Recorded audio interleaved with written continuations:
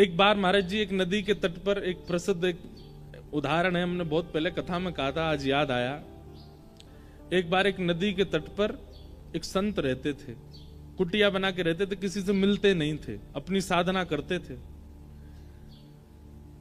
तो एक व्यक्ति महाराज जी के पास नहीं आया था, उनकी कुटिया पे नहीं आया था, लेकिन वो अपने जीवन से इतना परेशान, थका हुआ, हारा हुआ नदी के तट पर रो रहा था। सोच रहा था प्राणों की बाजी लगा करके अपने प्राणों का त्याग कर दूं। तो उसके रुदन को जब महापुरुष ने भीतर कुटिया में सुना तो उनको लगा ये कौन रो रहा है। आते जाते नहीं थे बाहर, लेकिन एक व्यक्ति को रोता देख वो महापुरुष बाहर आ गए। बाहर आकर के उन्होंने देखा कि एक व्यक्ति रो रहा है और प्राण त्यागने की पूरी स्थिति बन चुकी है उसकी, नदी में डूब करके प्राण त्यागेगा। महाराज जी उसके पास दौड़े दौड़े गए, जाकर के बोले, हे भैया तुम रो क्यों रहे हो, क्या बात है। तो उसने बताया, बोले मेरे साथ ऐसा हो गया, मेरी पत्नी मुझे छोड़ के चली गई, मेरे बच्चों को भी अपने साथ लेके चली गई, भाइयों ने घर से निकाल दिया, मेरी कोई देखता नहीं, मेरे पे इतना कर्जा हो गया, दुकानदार सब लोग और पूरे गांव के लोग मुझे मारने को घूम रहे हैं, अब मेरे पास और कोई चारा नहीं है, मैं क्या करूं, मैं किसी और जगह जा भी तो नहीं सकता, मुझ पे इतना धन नहीं कि मैं पलायन करके किसी और गांव में चला जाऊं, अब मेरे पे एक ही तरीका है कि मैं प्राण त्याग दूं। और वो संत जो थे उन्होंने इतने दुख कभी सुने ही नहीं थे, वो तो इतने, अरे राम राम राम ये सब हो रहा है तुम्हारे साथ। बोले हाँ।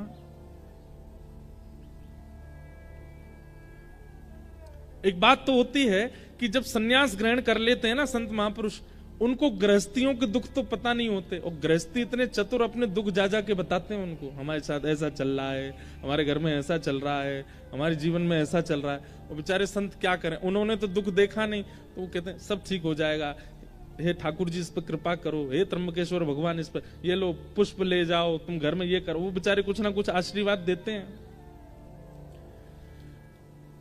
रोता हुआ देखा उसको व्यक्ति को, तो महाराज जी बोले, भाई तुम बिल्कुल चिंता मत करो, तुम्हारा रोना मुझसे देखा नहीं जा रहा, तुम इतने कष्ट में हो, इतनी पीड़ा में हो, मुझे लगता है संसार में इतनी पीड़ा और किसी को नहीं होगी जितनी तुमको है।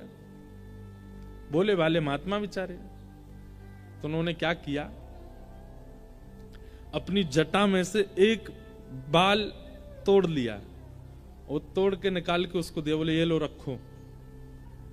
हमने अपने जीवन में जितना तप किया, जितना भजन किया, जितना साधन व्रत आदि सब किया ना, उन सबका हम थोड़ा सा अंश तुमको दे रहे हैं, इसको जाकर के अपने घर में किसी तिजोरी में या डिबिया में इसको रख देना चुपचाप, और सुनो किसी को बताना मत, इसको ले जाकर के रखो, कल से तुम्हारे दिन ठीक होने लग जाएंगे। बोला महाराज जी पक्का ठीक हो जाएंगे। बोले हो जाएंगे ठीक, लेकिन शर्त है किसी से कहना नहीं और दोबारा यहां आना नहीं, तुम मुझे नहीं जानते, मैं तुमको नहीं जानता, इसको ले जाओ तो सब ठीक हो जाएगा। आत्महत्या करने की तो सोचना भी मत। चला गया।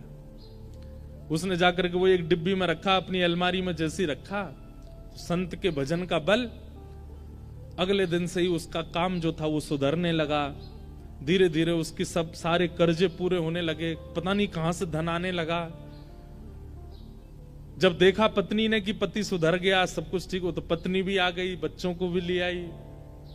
धीरे धीरे इतना सब कुछ बढ़िया हो गया कि उसने अपना छोटा घर तो छोड़कर बगल वाली जमीन पर बड़ा घर बना लिया। कहां जिस पर एक समय रोटी खा ले तो 3 दिन तक भोजन नहीं होता था, आज उसकी ये स्थिति हो गई है कि 56 भोग बनते हैं घर में। एक दिन उसके साले साहब, मतलब पत्नी के भैया, वो आए और आकर के उससे बोले, भैया जीजा जी, आज से 2-3 साल पहले आपकी स्थिति हम सबको पता है क्या थी, और आज आपकी स्थिति क्या है ये भी हम सबको पता है।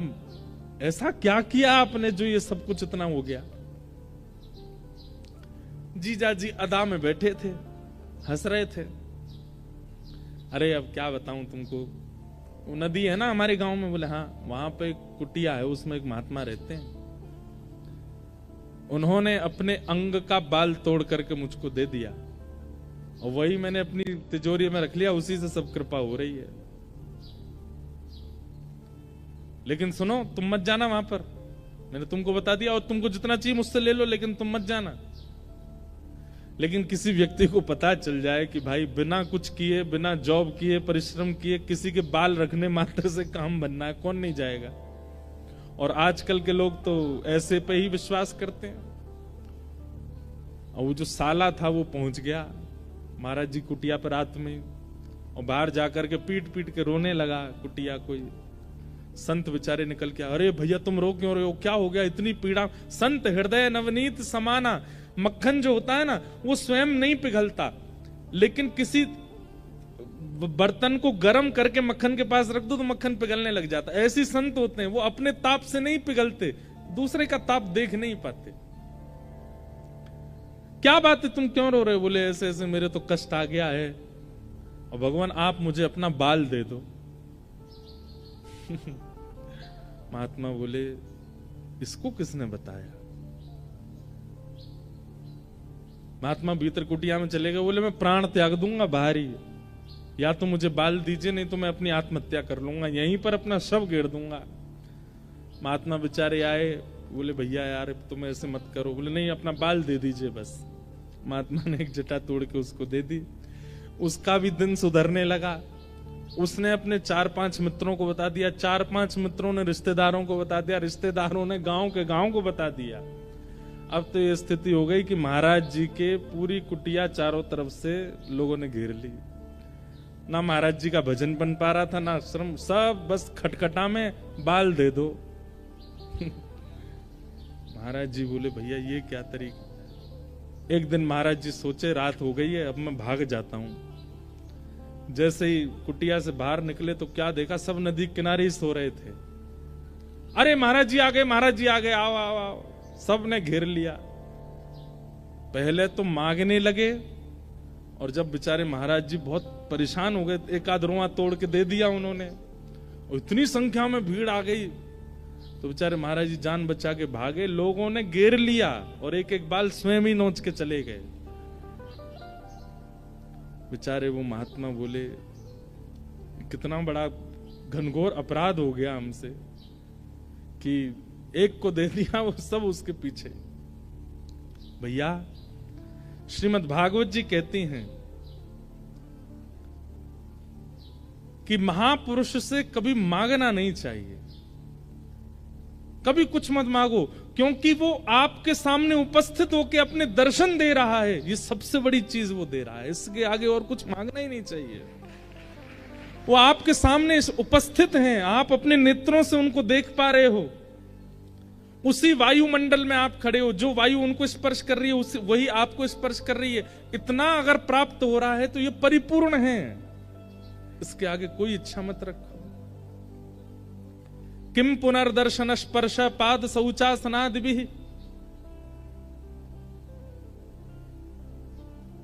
अगर स्पर्श को मिल जाए, जैसे महाराज जी का तो नियम है, लेकिन कई महापुरुषों को अगर स्पर्श करने को मिल जाए, उनके चरण छूने को मिल जाए और उनकी वाणी सुनने को मिल जाए, तो बोले ये समझो माला माल कर दिया उन्होंने। नहीं तो दर्शन में इतनी सामर्थ्य है कि एक महापुरुष का दर्शन, वो महापुरुष जिस तीर्थ से आए हैं वहां के आराध्य ठाकुर का ही दर्शन मानना उनके रूप में।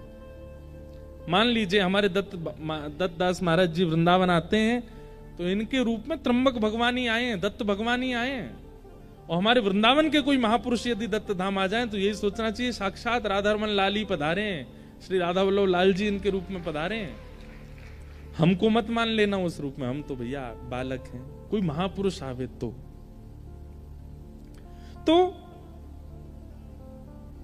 जब अभावग्रस्त जीवन होता है ना, तो सबसे उम्मीद होती है कि हमें कुछ मिले। व्यास मिश्र जी ने सब कुछ देखा जीवन में, लेकिन संतान नहीं थी। तो व्यास मिश्र जी के ही बड़े भैया थे नरसिंह आश्रम जी, वे सन्यास ग्रहण कर चुके थे और सन्यास आश्रम में रहते थे। एक दिन उनका आगमन देवबन में हुआ तो व्यास मिश्र जी प्रणाम करने के लिए गए, तो अपने छोटे भाई को, पूर्व आश्रम के छोटे भाई को देख करके नरसिंह आश्रम जी बोले, कहो व्यास जी कैसे हो? ठीक है भैया, आपकी सब कृपा है। बोले तुम्हारे मुखमंडल से ऐसा लगता है कि तुम बहुत चिंता में हो, क्या बात है, बहुत पीड़ा में लग रहे हो? तो व्यास मिश्र जी बोले पीड़ा तो कुछ नहीं है, बस संतान नहीं है। तो नरसिंह आश्रम जी बोले भैया ये तो प्रारब्ध है, भाग्य में होगा तो मिलेगा, तुम्हारे भाग्य में नहीं होगा तो फिर तुम दोनों पति पत्नी मिलके भजन करो ठाकुर जी का। भाग्य पर विश्वास रखो, होगा तो मिलेगा, नहीं तो कोई बात नहीं। तो ये बात सुनकर के व्यास मिश्र जी के बगल में बैठी हुई उनकी पत्नी तारा जी, मतलब हरिवंश महाप्रभु की माता जी, वो बोल पड़ी। वो क्या बोली? वैसे तो संकोच करती थी, ये हमारे जेठ जी हैं, भले ही सन्यास में हैं लेकिन हैं तो बड़े भैया हमारे पति के, संकोच करती थी, लेकिन आज बोल पड़ी कि अगर भाग्य पर ही निर्भर रहना है तो आप जैसे महापुरुषों के दर्शन का लाभ क्या होगा? यदि जीवन में भाग्य ही सर्वोपरि होता है, भाग्य ही सर्वाधान होता है, तो आप जैसे महापुरुषों के दर्शन, प्रवचन और स्पर्श से हम लोगों को प्राप्त क्या होता है? यदि भाग्य पर ही निर्भर रहना है तो सत्संग करना छोड़ देते हैं, महापुरुषों का दर्शन छोड़ देते हैं, कथा वार्ताएं सुनना छोड़ देते हैं, भाग्य में जो है वो मिलेगा। ये बात नरसिंह आश्रम जी के हृदय को स्पर्श कर गई कि बात तो सही है कि अगर भाग्य से ही सब मिलना होगा तो संत दर्शन का प्रभाव क्या है, संत दर्शन का लाभ क्या है? नरसिंह आश्रम जी बोले तुम चिंता मत करो, मैं कुछ प्रार्थना करता हूं ठाकुर जी से। और आप इतने दिव्य थे कि एकांत में वन में जाकर के आपने ठाकुर जी से प्रार्थना की, और जैसे ही नेत्र बंद करके ठाकुर जी से आराधन करने लगे तो और दिन तो ठाकुर जी का श्री विग्रह दिखाई देता था, और दिन तो ठाकुर जी के वैकुंठनाथ पति के दर्शन होते थे, पर आज ठाकुर जी की वंशी दिखने लगी। और तभी मानो जैसे ठाकुर जी ने आज्ञा की हो कि हमारे प्रेम रस के उत्थान के लिए हमारी वंशी ही अवतार ग्रहण करेगी, और वह अवतार आपके छोटे भाई व्यास मिश्र के यहां ही पुत्र रूप धारण करके आएंगे, आप आज्ञा कर दो। नरसिंह आश्रम जी लौट करके आए और आकर के व्यास मिश्र जी से कहा आप चिंता मत करो, ठाकुर जी ने मुझे आश्वासन किया है कि आपके घर भगवत भक्ति का प्रचार करने वाले एक बालक का जन्म होगा। अब बस प्रतीक्षा करो उस शुभ घड़ी की कि कब वह अनुग्रह होगा। और वह घड़ी आई कि तारा मैया के कुक्षी में एक बालक आ गए। अच्छा, अब इसका इतना सुंदर अनुभव बताते हैं व्यास जी के हमारे हरिराम श्री हितरवंश महाप्रभु जी की वाणी में कि तारा मैया अभी तक वृंदावन नहीं गई थी, आज तक उन्होंने वृंदावन नहीं देखा था, लेकिन हरिवंश महाप्रभु जैसे ही गर्भ में आए तो रात्रि को मैया जैसे ही सोती हैं तो जैसे स्वप्न आते हैं ना लोगों को, उनको स्वप्न में यमुना जी का दर्शन होता था, स्वप्न में गिरिराज जी का दर्शन होता था, स्वप्न में लता गुल्म पत्रों का दर्शन होता था, स्वप्न में सघन कुंजों का दर्शन होता था, स्वप्न में कभी वीणा सुनाई देती थी, कभी मुरली सुनाई देती थी, कभी कभी मानो जैसे असंख्य गोपियां नृत्य कर रही हैं, गोपियों का मुख नहीं दिख रहा है, गोपियों के वस्त्र नहीं दिख रहे हैं, पर उनके नूपुरों की आवाज आती थी। कभी कभी रात्रि स्वप्न में अचानक से मोगरे की सुगंधी, गुलाब की सुगंधी, चंदन की सुगंधी आने लगती थी।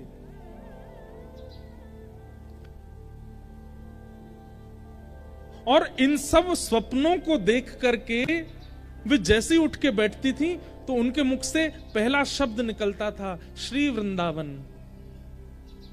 व्यास मिश्र जी उठ के बैठ जाते, क्या हुआ देवी? बोले पता नहीं, सघन वन दिखाई देता है, कलकल करती नदी दिखाई देती है, वेणु की ध्वनि सुनाई देती है, चंदन की सुगंधी आती है, नूपुरों की ध्वनि सुनाई देती है। मतलब वृंदावन का जितना रूप है बिना वृंदावन गए उनको अनुभव होने लग जाता था। महाराज जी, वृंदावन अचल नहीं है, सचल है।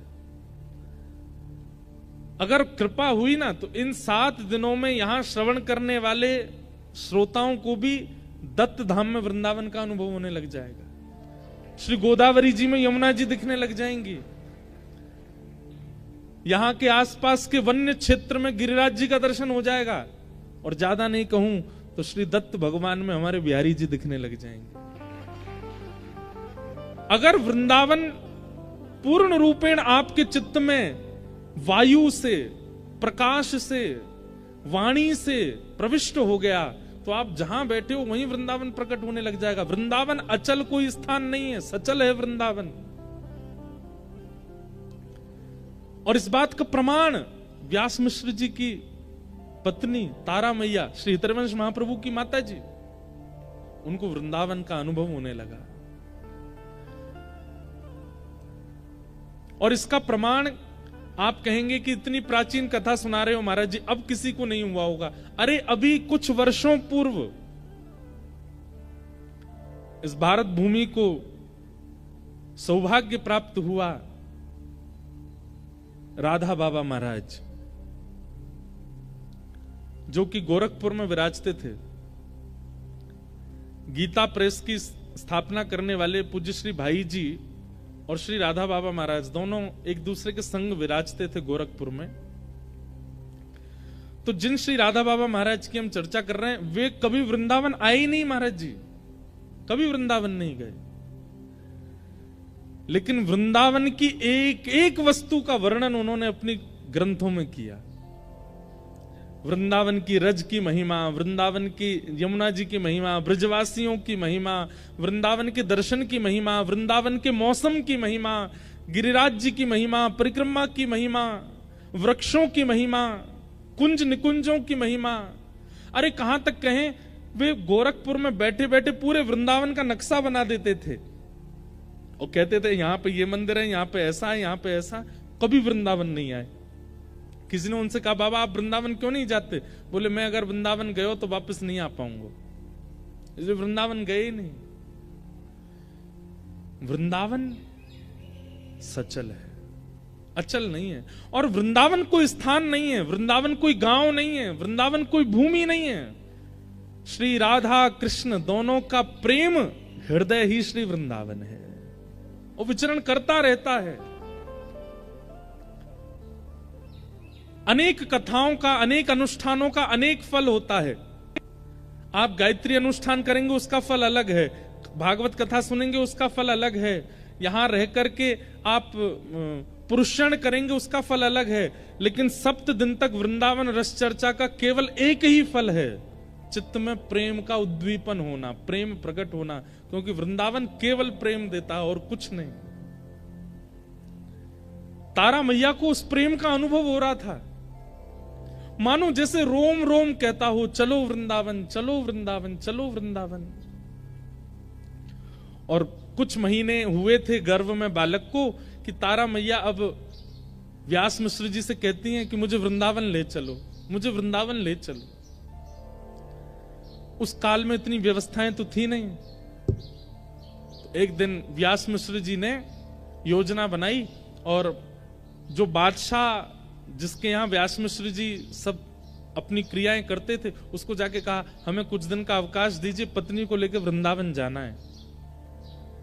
तो बादशाह ने कहा हमको आगरा जाना एक जरूरी काम से, आपकी अगर इच्छा हो तो हमारे संग ही निकल चलिए, आपकी पत्नी सगर्भा भी हैं, उनकी उचित व्यवस्था कर देंगे, बढ़िया लोग उनको पालकी में लेके चलेंगे, 2-4 सखियां दासियां भी ले लेंगे तो उनको पीड़ा नहीं होगी। और इस प्रकार श्री व्यास मिश्र जी और तारा मैया पहली बार वृंदावन आए। जैसे ही वृंदावन में प्रवेश किया तो तारा मैया की स्थिति ऐसी है, गर्भ में बालक है, पहले कभी आई नहीं है, लेकिन जैसे ही वृंदावन में प्रवेश करती हैं तो व्यास मिश्र जी को कह रही हैं आगे एक चौक आएगा और वहां चौक से दाहिनी ओर जब देखेंगे ना, बाएं ओर जब देखेंगे ना, तो वहां एक तोता बैठा होगा, आप उससे बोलेंगे राधा, तो वो राधा उच्चारण करेगा। व्यास मिश्र जी भी आश्चर्य में, ये सब इनको पता कैसे है? क्योंकि गर्भ में जो बालक है वो साक्षात वृंदावन के प्रकट करता श्री हितरवंश महाप्रभु, वो वंशी के अवतार हैं, ठाकुर जी की वंशी ही आई है। वो जैसे जैसे पहले से बताने लग जाती हैं, यमुना जी का वर्ण कैसा है, यमुना जी की वायु कैसी है, यमुना जी की सुगंधी कैसी, पहले से ही बता देती हैं।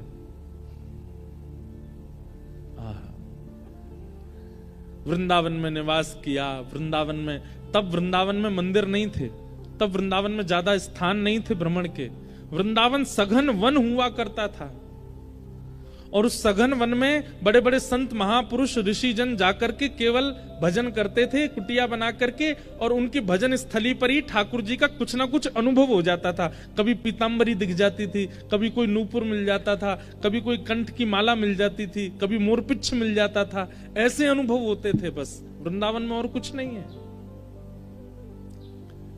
यमुना जी में स्नान करके शाम का समय हुआ तो व्यास मिश्र जी बोले, तारा अब रात्रि का समय है, एकांत सघन वन है, यहां से हमें चलना चाहिए। तो वृंदावन से चलने की बात सुनते ही रोने लग गए कि मैं इसको छोड़ के कैसे जाऊं, यहां तो मेरे प्राण बसते हैं। मानो तारा मैया के मुख से मां नहीं बोलती हैं, उनके गर्भ में बैठे हुए हरिवंश बोलते हैं।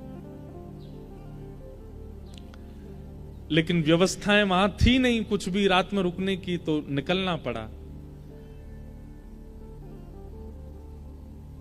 मानो ठाकुर जी ने विचार किया कि अगर ये आगरा पहुंच गए, वैसे तो आगरा तक ब्रज की सीमा मानी जाती है, लेकिन फिर भी विचार किया कि ये ब्रज से बाहर ना जाएं, अब ब्रज आए तो ब्रज में ही इस बालक का जन्म हो।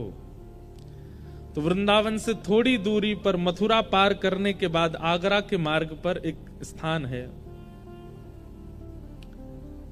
बाद, जिसको बाद ग्राम कहते हैं, रिफाइनरी के, आज की रिफाइनरी के पास, उससे पहले बाद ग्राम। वहां पहुंचे तो इतनी प्रसव पीड़ा हुई कि तारा मां ने कह दिया मैं आगे नहीं जा पाऊंगी, यहीं रुकी। और बाद ग्राम में ही रुक गए। वहीं ग्रामीण लोगों ने कहा कि आप बिल्कुल चिंता मत करो, यहीं रहिए, हम आपकी खूब सेवा करेंगे, खूब आनंद करेंगे, सब बढ़िया, आप हमको रस चर्चा सुनाते रहना। तो व्यास मिश्र जी थोड़ा प्रवचन सत्संग आदि करते थे, गांव के लोग सब वहां ध्यान रखते थे। और अंत के प्रसव काल के समय तारा माता जी और व्यास मिश्र जी बाद गांव में रहे।